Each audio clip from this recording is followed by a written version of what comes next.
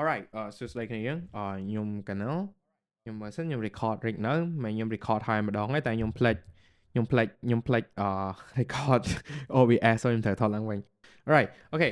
កុំឲ្យយូរ so ខ្ញុំសូមចែក camera សិន Alright so ថ្ងៃនេះយើងធ្វើការទៅចែកតាក់ទងទៅនឹងcampaign ថ្មីមួយទៅលើរបស់Babylon ដែលវាតាក់ទងទៅនឹងproduct របស់ Binance ដែលមានឈ្មោះថា On-chain Yield ហើយនេះយើងនឹង go deep down ទៅលើ on-chain yield ថា on-chain yield នឹងជាអ្វីជាអីចឹងហើយហេតុអីបានយើង farm on-chain yield មានមូលហេតុអីចឹងទៅ alright so ថ្ងៃនេះយើងបាត់ document ខ្ញុំទៅណាវិញ so let's go to the document so ថ្ងៃនេះយើងយក BB loan ដែលជា protocol មួយដែលប្រើប្រាស់ BTC ក្នុងការ staking យកមកទៅចែកគ្នាហើយយើងនឹងនិយាយតាក់ទងទៅនឹងវាជាអីហើយហេតុអីបានវា stake BTC បាន on reward អីចឹងទៅ so ទៅលើ protocol Babylon ហ្នឹងគឺជា protocol មួយខ្ញុំគិតថាសម្រាប់អ្នកដែលគាត់ធ្លាប់បាន farm នៅលើ Web3 មានន័យថាគាត់បាន farm មានន័យថាគាត់ធ្លាប់បាន farm Babylon ហ្នឹងពីមុនមកហើយនៅក្នុង community យើងខ្លះក៏មានអ្នកបាន farm Babylon ហ្នឹងដែរប៉ុន្តែទៅលើ airdrop ឬក៏ reward ហ្នឹងខ្ញុំអត់ចាំទេថាបានប៉ុន្តែដូចជាបានគួរសមវាមិនច្រើនខ្លាំងហើយក៏វាមិនតិចដែរចឹងទៅលើ Babylon BTC staking ហ្នឹងគឺជា product ថ្មីមួយដែលគេយកមកដាក់ include នៅក្នុង on-chain yield ហើយទទួលបាន APR រហូតដល់ 2.5 អញ្ចឹងទៅលើ on-chain yield ហ្នឹងគឺជា product មួយដែល allow user យកfarm ទៅលើ protocol មានន័យថាបើសិនទៅលើ protocol ខ្លះ support BNB support USDT ឬក៏ support អីចឹងដូចជា BTC អីចឹងនៅពេលដែលគាត់យក asset ដែលជា BTC ឬក៏ BNB ឬ USDT អីផ្សេងហ្នឹងគាត់ទៅ stake គាត់នឹងទទួលបាន reward ទៅលើ protocol token នោះអញ្ចឹងខ្ញុំឧទាហរណ៍ថាដូច Babylon ដែលជា protocol BTC អញ្ចឹងនៅពេលដែល user យក BTC យកទៅ stake ក្នុង on-chain yield ហ្នឹងទៅគាត់នឹងទទួលបាន reward ដែលជាកាក់ Babylon ហ្នឹងចឹងយើង let's go through to ទៅលើ duration ទៅលើ protocol នេះតិចទៅចឹងនៅលើ product នេះតិចទៅអញ្ចឹងនៅពេលដែល user យក BTC យកទៅ stake លើ protocol Babylon នៅក្នុង on-chain product របស់ Binance គាត់នឹងទទួលបាន reward ជា BB អញ្ចឹង duration ហ្នឹងគឺ15ថ្ងៃជាមួយនឹង APR 1.5 minimum 0.01 ហើយ maximum 50 BTC ខ្ញុំបាន calculate ឲ្យគ្នាយើងដូចគ្នាខ្ញុំនឹងដាក់ mock up screen គ្នាយើងមើលថារយៈពេល15ថ្ងៃហ្នឹងទទួលបាន reward ប្រមាណអញ្ចឹងគ្នាយើងអាចគូខ្លួនឯងបានចឹងក្នុងរយៈពេល15ថ្ងៃបើសិនជាយើងយក 0.01 ទៅ stack យើងនឹងទទួលបាន 29.53 Babylon នៅពេលដែលreward គេ distribute ហើយនៅក្នុង duration 15ថ្ងៃហ្នឹងគឺគ្នាយើងទទួលបាន reward 29.53ចឹងបើសិនជាគ្នាយើងយកធ្វើការ stake 30ថ្ងៃដែលមាន APR 1.8 យើងយក minimum ទៅ stake គ្នាយើងនឹងទទួលបាន71កាក់របស់ Babylon ដែលមានmaximum subscription ទៅលើ30 quota គេសម្រាប់ user ចឹងបើគ្នាយើងយក60ថ្ងៃ 2.1%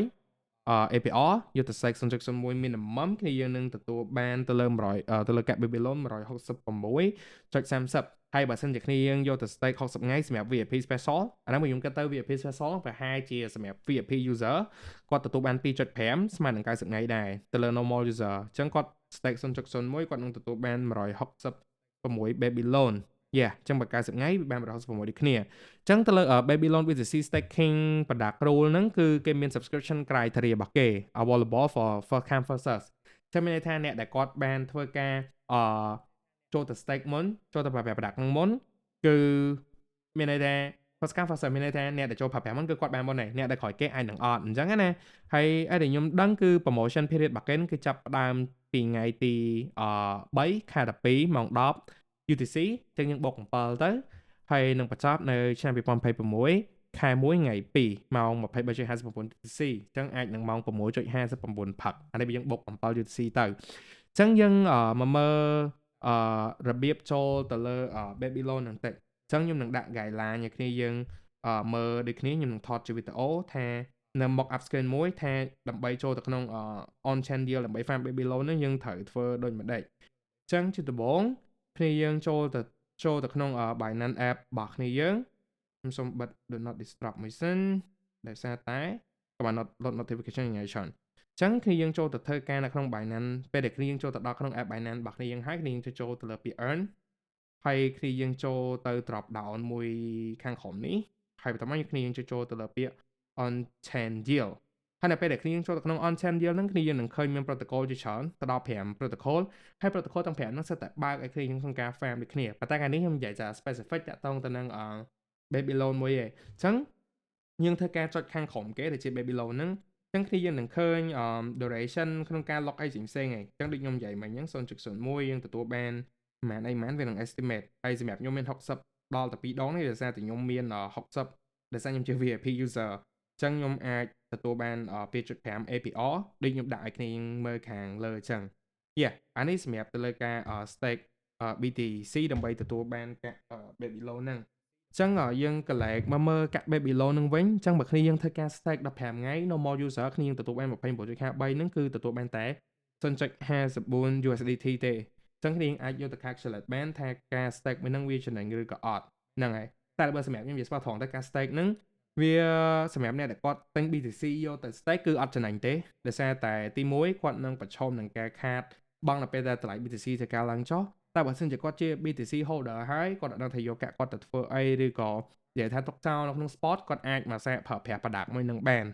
ហ្នឹងហើយអានេះនិយាយស្មោះត្រង់បណ្ដោយទៅហើយទៅលើកាក់ BB loan ហ្នឹងមានការចុះថ្លៃរៀងច្រើនដែរ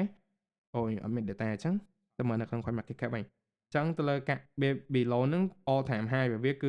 0.12 សេន12 13សេន14សេនហើយឥឡូវវាធ្វើការធ្លាក់មកដល់ 0.018 អញ្ចឹងវាមានការធ្លាក់ច្រើនអញ្ចឹងនេះអាច calculate បានខ្ញុំមិន financial advisor ទេហើយ recommend ឲ្យគ្នាយើងចូលទៅទិញ BTC ឬ stake អត់គឺអត់ទេប៉ុន្តែបើសិនជាគាត់ BTC holder ស្រាប់គាត់អាចចូលរួមយកទៅ stake បាន Yeah ហើយនេះគឺ website របស់ Baby Loan គ្នាយើងមកចង់ដឹងគ្នាយើងអាចចូលទៅអាន white paper បន្ថែមអីចឹងទៅមួយវិញទៀតគឺខ្ញុំមិនដែលចោលទេគឺខ្ញុំតែងតែចូលមកមើលជា fundraising នៅក្នុង Baby Loan ហ្នឹងចឹងគឺយើងឃើញគេដាក់ launch pool នៅក្នុង platform នេះចឹងទៅអានេះគឺតែ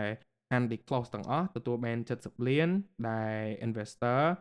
Paragym នឹង lead ហើយមាន Polychain មាន Husky Capital Galaxy A គឺតែ VC យ៉ាងធំៗក៏សមហើយដែលសំខាន់ហ្នឹងគឺ investor មួយទៀតហ្នឹងគឺYZ Lab ដែលជា Binance Lab previous Binance Lab កាលមុនឈ្មោះ Binance Lab ហើយគេ disclose information ហ្នឹងអញ្ចឹងBinance Lab ឬក៏ YZ Lab ហ្នឹងកាលពីមុនគឺបោះ Binance ប៉ុន្តែក្រោយមកគេធ្វើការប្រវាយទៅជា YZ Lab វិញដោយដឹកនាំដោយ Yeehy តែឥឡូវគាត់បានឡើងធ្វើជាដូចជាCEO របស់ Binance ហ្នឹងខ្ញុំគិតថាទីគាត់អាចនឹងខ្លាចជា CEO ដូចគ្នាអញ្ចឹងសម្រាប់ទៅលើ promotion product Baby Loan ហ្នឹងគឺប៉ុណ្ណឹងហើយអរគុណគឺយើងច្រើនមែនតើសម្រាប់ទៅមើលលើវីដេអូមួយនេះហើយនិយាយស្មោះត្រង់មកគ្នាយើងហ្មងខ្ញុំកំពុងតែធ្វើវីដេអូមួយនេះក៏ខ្ញុំអត់ទាន់មានអារម្មណ៍សុបាយចិត្តឬក៏ស្រួលក្នុងខ្លួនដែរដូចគ្នាយើងដឹងអញ្ចឹងថាប្រទេសយើងកំពុងតែ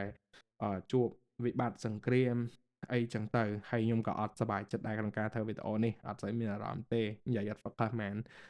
នទេដូចគ្នាយើងឃើញអញ្ចឹងហ្នឹងហើយតែ ធ្វើម៉េច I need to do that ហើយសម្រាប់ទៅលើវីដេអូមួយហ្នឹងខ្ញុំនឹងកាត់ 50% នៃ profit ដែលខ្ញុំរកបានពីវីដេអូហ្នឹងខ្ញុំនឹងធ្វើការ donate ទៅជនភៀសសឹករបស់យើងអឺ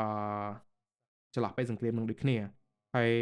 last but not least វីដេអូហ្នឹងគឺយើងធ្វើតាក់ទងទៅនឹង educate only ខ្ញុំអត់លើកទឹកចិត្តឲ្យគ្នាយើងក្នុងការទិញឬក៏វិនិយោគទៅលើ crypto អីទាំងអស់យើងគួរតែ follow guideline ទៅលើ NBC ប៉ុន្តែសម្រាប់ខ្ញុំគិតថាខ្ញុំ do ជា educate content អញ្ចឹងខ្ញុំគិតថាខ្ញុំអត់ like ប្រឆាំងលើ policy NBC មែនទេ I'm not quite sure about that but at least yeah I do in educate ហើយអរគុណគ្នាច្រើនមែនតើសម្រាប់មើលវីដេអូមួយនេះ and peace out bye bye guys